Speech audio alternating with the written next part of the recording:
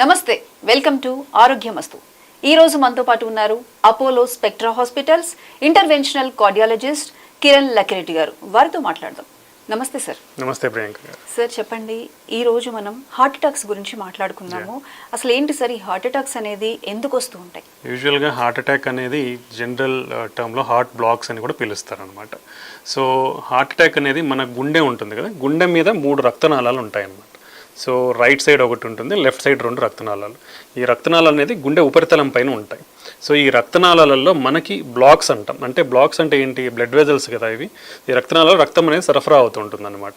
So ఈ రక్తం సరఫరా అనేది ఆగిపోవడం వల్ల మనకి హార్ట్ అటాక్ వస్తుంది. సో ఇవి డిఫరెంట్ టైప్స్ ఉంటాయి హార్ట్ అటాక్స్ అనేది. యూజువల్గా మనం క్లాసిఫై చేస్తాం.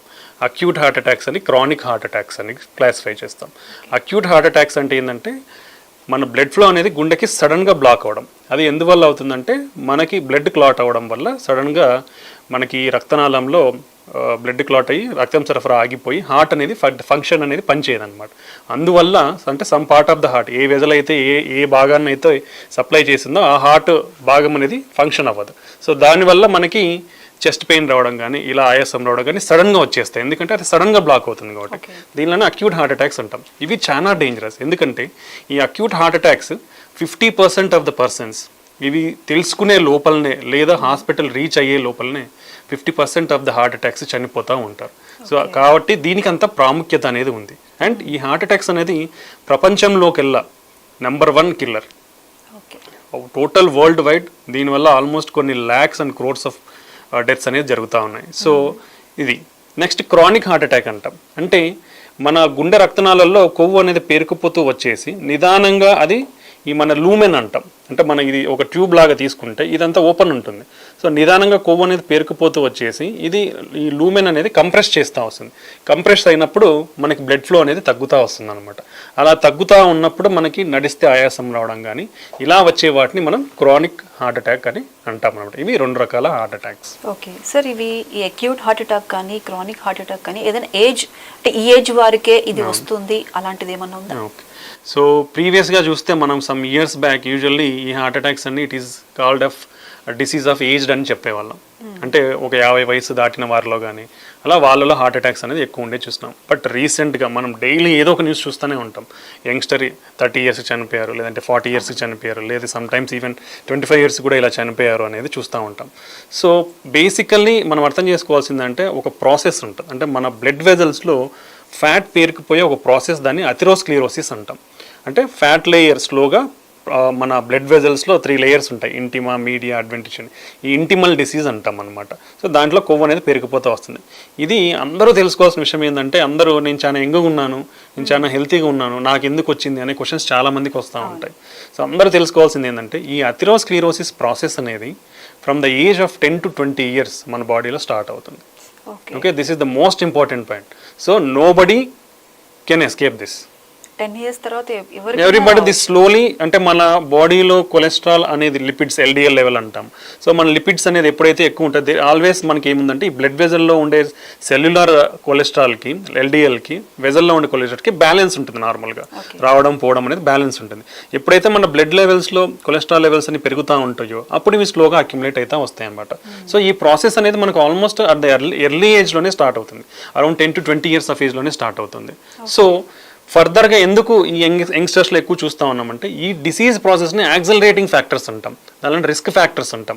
ఇలా ఈ రిస్క్ ఫ్యాక్టర్స్ ఉన్నప్పుడు అవి తొందరగా మేనిఫెస్ట్ అయ్యే ఛాన్స్ ఉంటుంది. సో ఈ స్టేజెస్ ఉంటాయి. ఇనిషియల్గా ఫ్యాటీ స్ట్రీక్ అంటాం, నెక్స్ట్ ఫ్యాటీ ప్లాక్ అంటాం, దెన్ ఫోమ్ సెల్స్ అంతా అక్యుములేట్ అయ్యి ఈ ఫైబ్రో అథెరోమా అంటాం. ఈ స్టేజెస్ ఉంటాయి మనకి ఈ ఫ్యాట్ అక్యుములేషన్ కూడా. సో ఇవన్నీ కూడా అర్లీ స్టేజ్లో స్టార్ట్ అవుతాయి. Once you start around 30 years, third decade of our life, అప్పటి నుంచి మనకి మేనిఫెస్ట్ అయ్యే ఛాన్సెస్ ఎక్కువ ఉంటాయి. సో అరౌండ్ 30s and 40sలో కూడా ఇవి వచ్చే అవకాశం ఉంటుంది. But recently due to lot of our lifestyle changes in అంటే మనకు ఆల్వేస్ జెనెటిక్స్ అనేది ఉంటుంది. జెనెటిక్స్కి ఎన్విరాన్మెంట్కి ఆల్వేస్ ఇంట్రాక్షన్ అని ఉంటుంది. Genetics is not always static అనమాట. సో ఇంట్రాక్షన్స్ వల్ల మనకు ఉండే లైఫ్ స్టైల్ చేంజెస్ వల్ల అర్లీ ఏజెస్లో ఎక్కువ చూస్తూ ఉన్నాం అనమాట. సో మనకి మెయిన్ కాజ్ వచ్చేసి atherosclerosis, that is fat accumulation అనేది అర్లీ స్టేజ్లోనే స్టార్ట్ అవుతుంది. కాబట్టి అందరూ కూడా చాలా హెల్త్ కాన్షియస్గా ఉంటే తప్ప దీనిని ప్రివెంట్ చేయడం అనేది కష్టం అని చెప్పచ్చు. ఓకే, అంటే ఇవి మనకి ముందుగా ఏమన్నా సిమ్టమ్స్ మనకు చూపిస్తాయా సార్? అంటే ముందుగా మనం తెలుసుకునే ఛాన్స్ ఉంటుందా? యూజువల్గా అంటే అక్యూట్ హార్ట్ అటాక్ అయితే ముందే సిమ్టమ్స్ చూపించేది ఏముండదు, ఎందుకంటే it is of sudden onset. మన బ్లడ్ ఫ్లో అయితే సడన్గా బ్లాక్ అయిపోతుంది. అంటే ఇప్పుడు ఒక కెనాల్ పాడుతుంటుంది, సడన్గా ఒక బిగ్ స్టోన్ కానీ ఏదో బ్లాక్ చేసింది అనుకోండి మొత్తం ఫ్లోని, ఏమవుతుంది కింద ఎక్కడ కూడా వాటర్ అనేది కనపడదు. అలానే మన బ్లడ్ వెజల్ టోటల్గా బ్లడ్ క్లాట్ ఫామ్ అయింది అనుకోండి, కింద అనేది బ్లడ్ వెజల్ రాదు. సో ఈ అక్యూట్ హార్ట్ అటాక్లో మనకి సడన్గానే ఈ చెస్ట్ పెయిన్ అనేది వస్తుంది. చెస్ట్ పెయిన్ కానీ difficulty in breathing, some times ఏంటంటే గిడ్డినెస్ కూడా వచ్చే అవకాశం ఉంటుంది, లేదంటే ప్రొఫ్యూజ్ స్వెట్టింగ్స్ జరిగే అవకాశం ఉంటుంది అనమాట.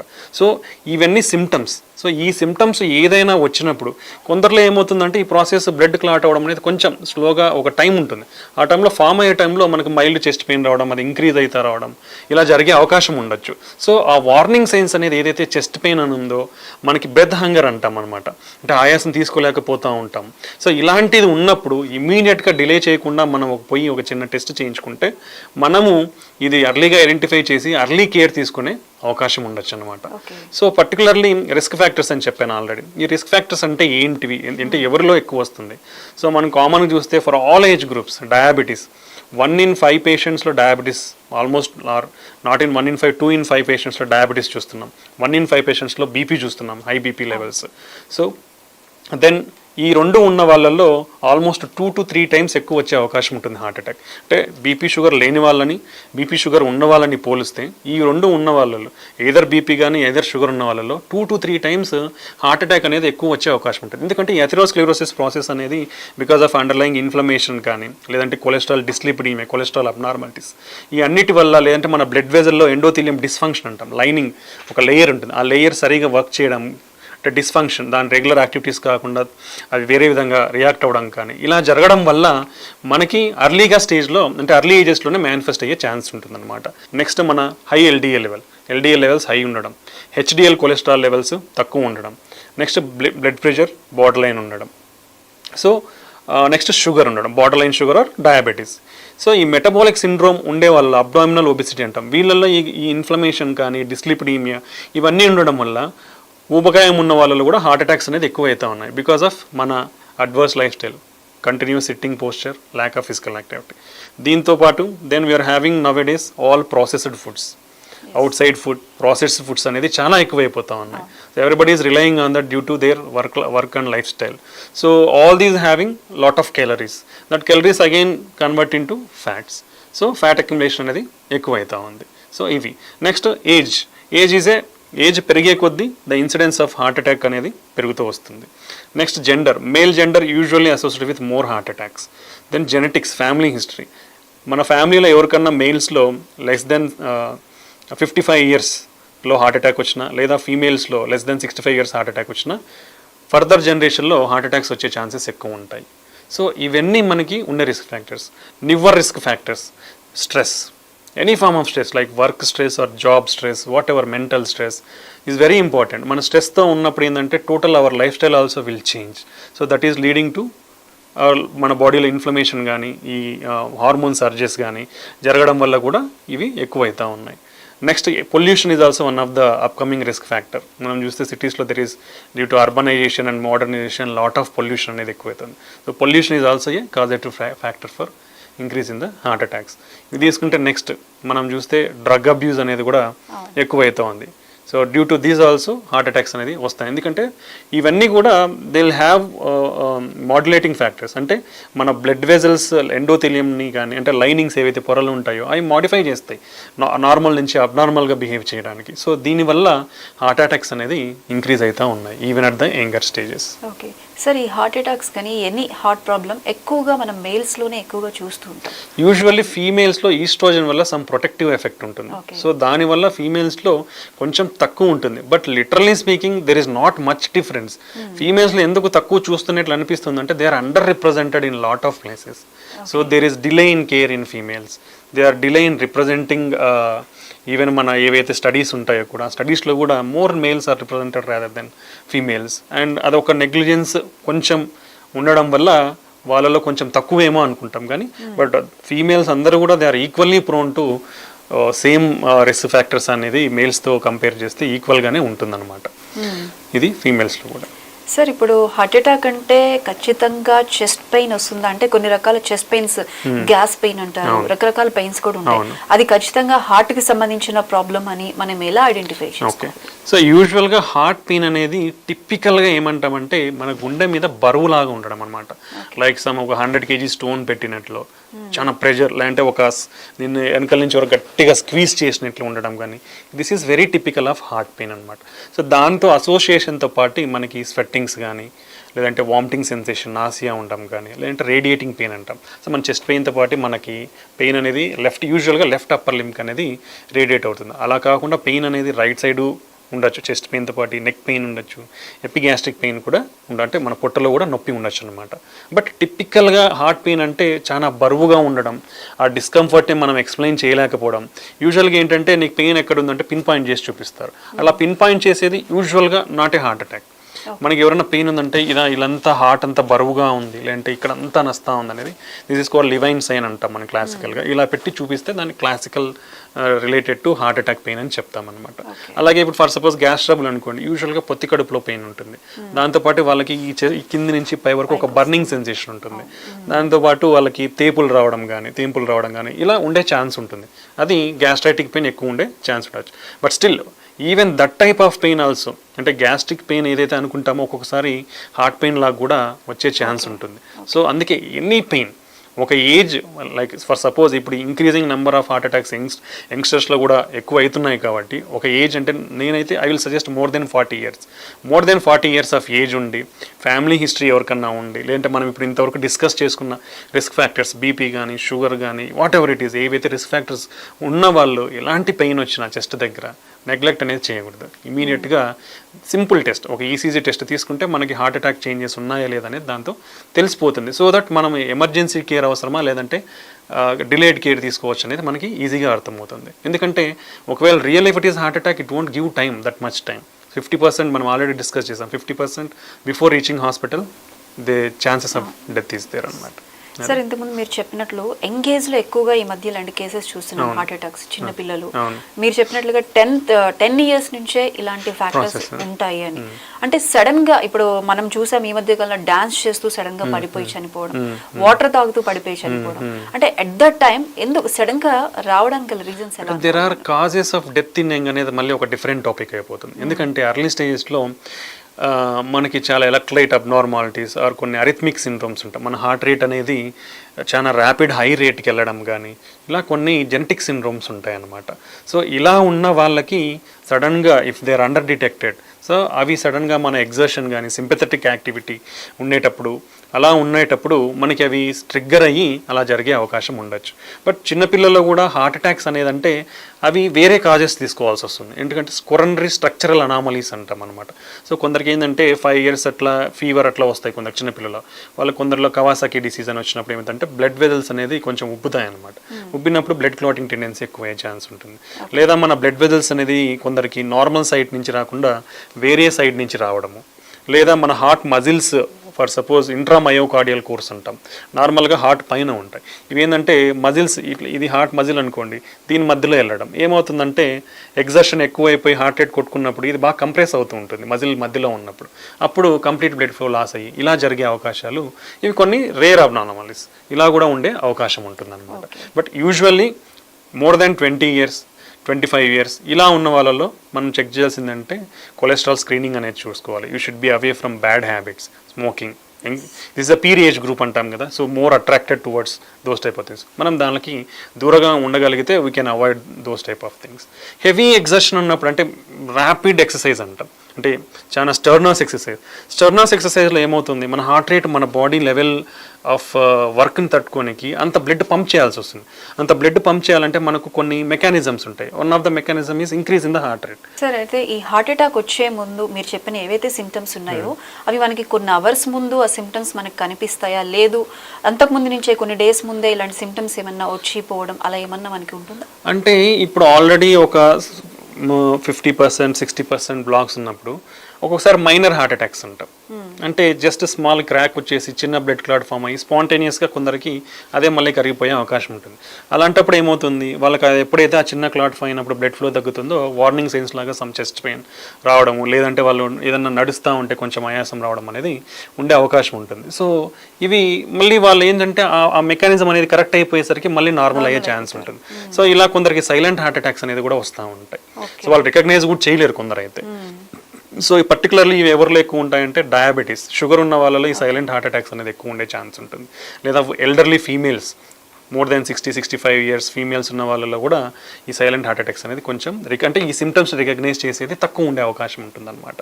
సో ఇలా జరిగే అవకాశం ఉంటుంది. కొందరికి ఆ మైల్డ్ పెయిన్ కానీ మైల్డ్ డిఫికల్టీ ఇన్ బ్రీతింగ్, మనం అందరం ఏంటంటే ఏదో పని చేస్తుంటే ఆ మాత్రం వస్తుంది కదా అనేది చాలా మందికి అలవాటు అయిపోయాం, అలా అనుకునే అలవాటు ఉంటుంది. సో అట్లాంటిది కూడా నెగ్లెక్ట్ చేయకూడదు మనం. సో మనం ఇంట్లో చేసే వర్క్స్ కూడా మనకు చిన్న చిన్న వర్క్స్ కూడా ఇబ్బంది అవుతుంది అంటే దట్స్ మోర్ సిగ్నిఫికెంట్. ఇది ఏదో మనం పని చేసినా కదా కాబట్టి నాకు వచ్చింది అనేది అనుకోకుండా, దాన్ని నెగ్లెక్ట్ చేయకుండా మనం దాన్ని ఒక ఎవాల్యుయేషన్ బేసిక్ టెస్ట్లు చేయించుకుంటే మనకి ఈ ప్రాబ్లం ఉందా లేదా అనేది మనకు అర్థమవుతుంది. Okay sir, over excitement, over anxiety వీటి వల్ల కూడా హార్ట్ ప్రాబ్లమ్స్ వచ్చే అవకాశం ఉంది. దాన్ని there are specific term is also called stress cardiomyopathy అంటాం, లేదా సాకోసూబో కార్డియోమైపతి అంటాం. అంటే దాంట్లో ఏమవుతుందంటే there is high cholinergic surge, మన హార్మోన్స్లో హై కొలినర్జిక్ సర్జ్ ఇవన్నీ ఉండడం వల్ల ఈ హార్మోనల్ ఇంబ్యాలెన్స్ వల్ల మనకి హార్ట్ డిస్ఫంక్షన్ అయ్యే ఛాన్స్ ఉంటుంది. బట్ వాళ్ళలో యాంజియోగ్రామ్ కానీ అట్లా చేస్తే నార్మల్గా ఉండే ఛాన్సే ఉంటుంది. So anxiety related are stress related are emotion related cardiac dysfunction అంటే హార్ట్ డిస్ఫంక్షన్ అనేది కూడా there is a possibility. Okay, but అలాంటి టైంలో వాళ్ళకి హార్ట్ డిస్ఫంక్షన్ అయినప్పుడు ఏమవుతుందంటే సడన్గా దే విల్ గెట్ సేమ్ మన హార్ట్ అటాక్ లాగానే చెస్ట్ పెయిన్ రావచ్చు, ఆయాసం రావచ్చు. So immediately we have to consult and angiogram చేస్తే నార్మల్ ఉండొచ్చు. అట్లాంటి వాళ్ళు we have to give medical therapy for that, so that స్లోగా రికవర్ అయ్యే ఛాన్స్ ఉంటుంది. సార్ ఏంటి అసలు ఈ హార్ట్ అటాక్ మళ్ళీ వస్తూ ఉంటుందా? ఒకసారి వచ్చిన తర్వాత ట్రీట్మెంట్ తీసుకుంటాము, మళ్ళీ రికవర్ అవుతారు, మళ్ళీ రావడానికి గల రీజన్స్ ఎలా ఉంటాయి? Yeah, definitely. ఒకసారి హార్ట్ అటాక్ కానీ ఇలా బ్రెయిన్ స్ట్రోక్ కానీ these are called cardiovascular diseases అంటాం.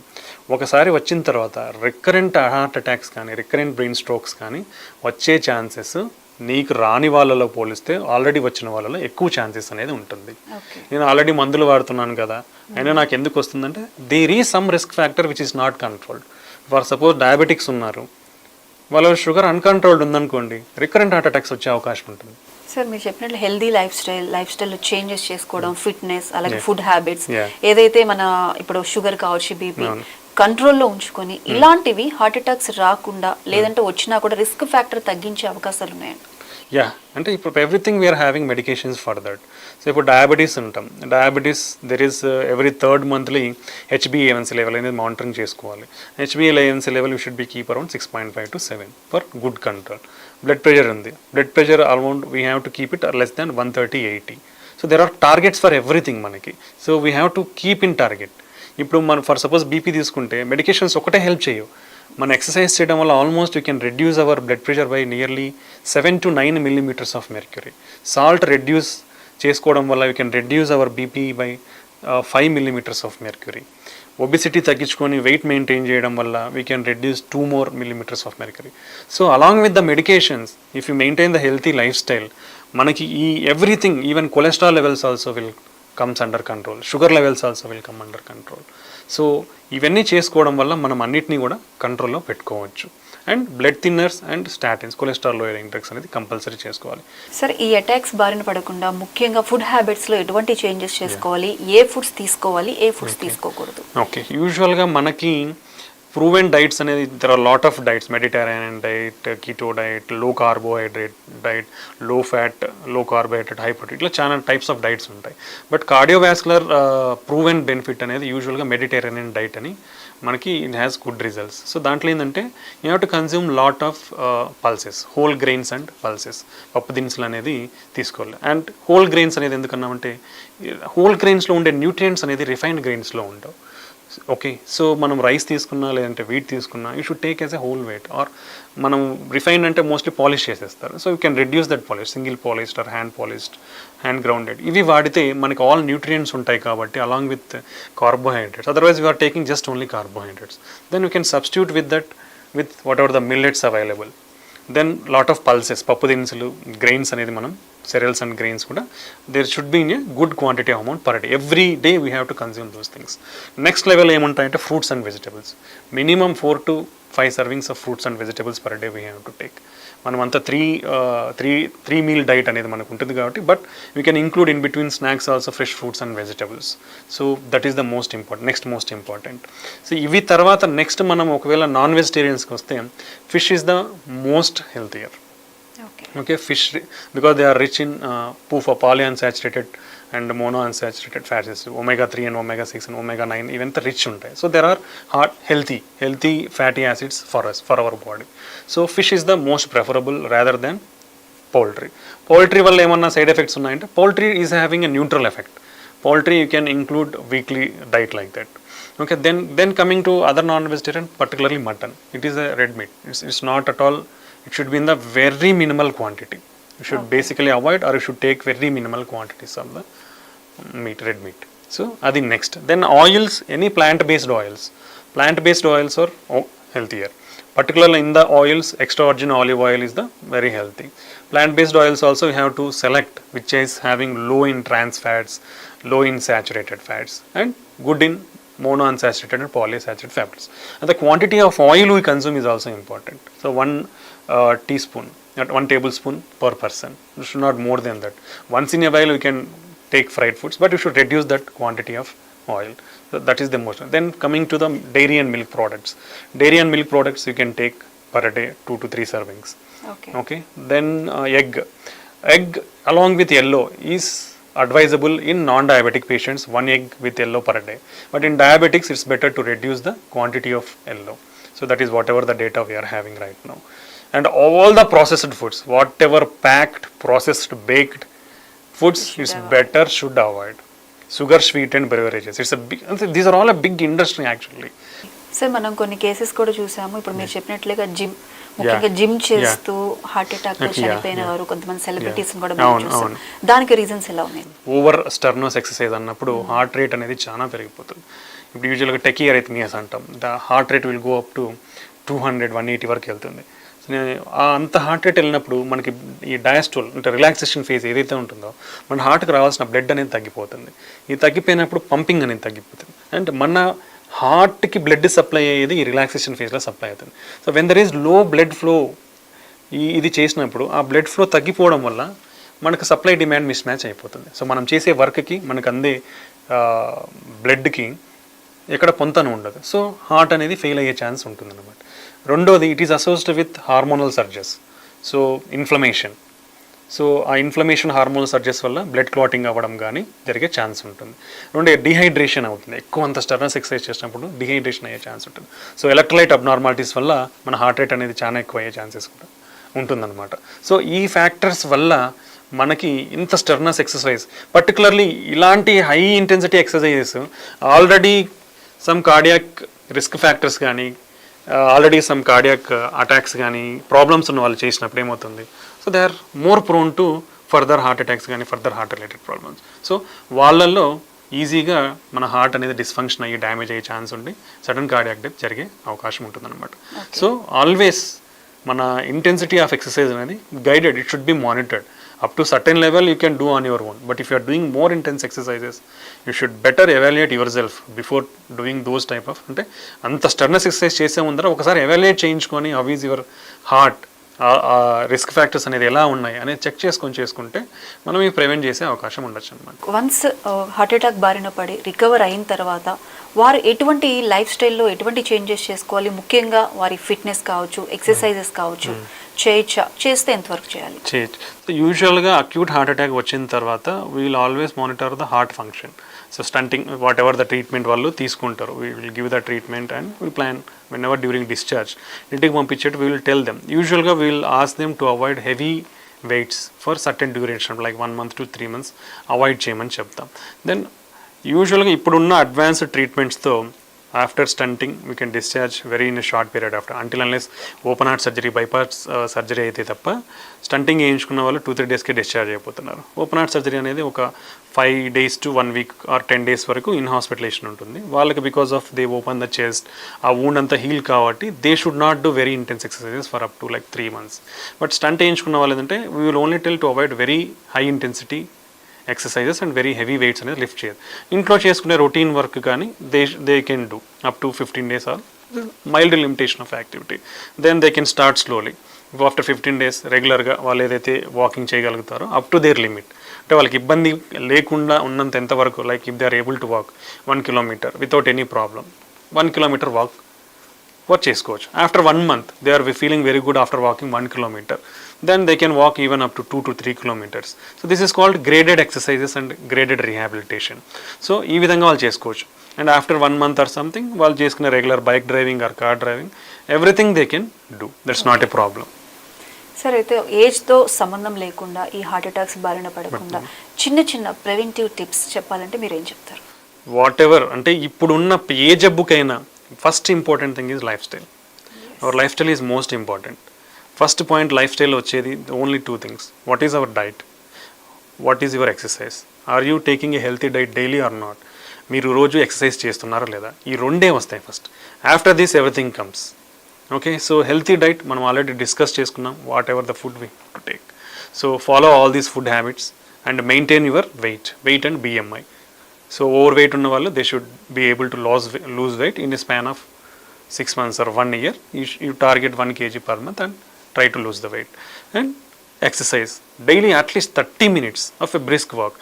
ఎనీ టైం మనకి ఈవినింగ్ ఆర్ మార్నింగ్ చాలామంది ఫ్రీగానే ఉంటారు. సో ఆ టైంలో 30 minutes of brisk walk will have a lot of beneficial effects on your heart health in reducing cholesterol levels or reducing sugar levels or reducing BP levels. It will elevate your mood, whatever it is. So everything you will be peaceful if you do both of these things. And then comes the bad habits. Keep away from smoking and alcohol. Smoking is very dangerous. Every disease can come with smoking. ఏ జబ్బు ఎత్తుకున్నా ఇది smoking వల్ల association ఉంటుంది.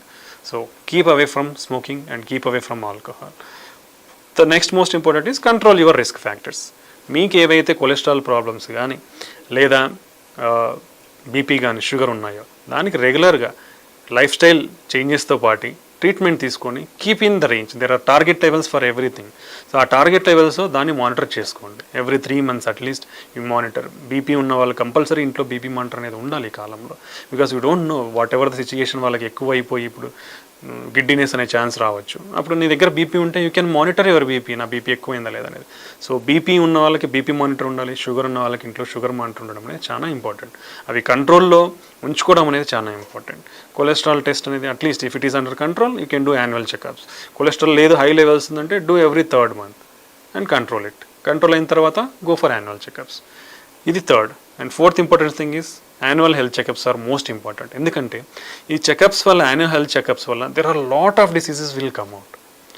Basic things చేయించుకుంటే కూడా మనకి BP ఉందా, sugar ఉందా, cholesterol ఉందా, లేదా మనకి కిడ్నీ ప్రాబ్లమ్స్ ఏమన్నా ఉన్నాయా, ఈ 4 చాలా ఇంపార్టెంట్. ఇవి బయటపడతాయి. ఇలా చాలామందిలో బయటపడేది మేము చూస్తూ ఉంటాం. Lot of people will have undiagnosed hypertension. Lot of people are having borderline diabetes. So ఆ బార్డర్ లైన్గా ఉన్నప్పుడే with healthy lifestyle suggestions from the doctor if you follow we can reduce to conversion to over diabetes. అంటే full fledged diabetes కానీ high blood pressures రాకుండా మనం measures తీసుకోవచ్చు. So these are my healthy tips for all individuals. Right sir, heart attack బారిన పడకుండా ఎటువంటి జాగ్రత్తలు తీసుకోవాలి, సిమ్టమ్స్ ఎలా ఉంటాయి, ముందుగా ఎలా ఐడెంటిఫై చేయాలి, వివరంగా తెలియజేశారు. Thank you sir. Thank you అండి. ఇది ఇవాల్టి ఆరోగ్యమస్తు. మరో ఎపిసోడ్లో మరో టాపిక్తో మళ్ళీ కలుద్దాం. Until then keep watching 9 to 9 TV.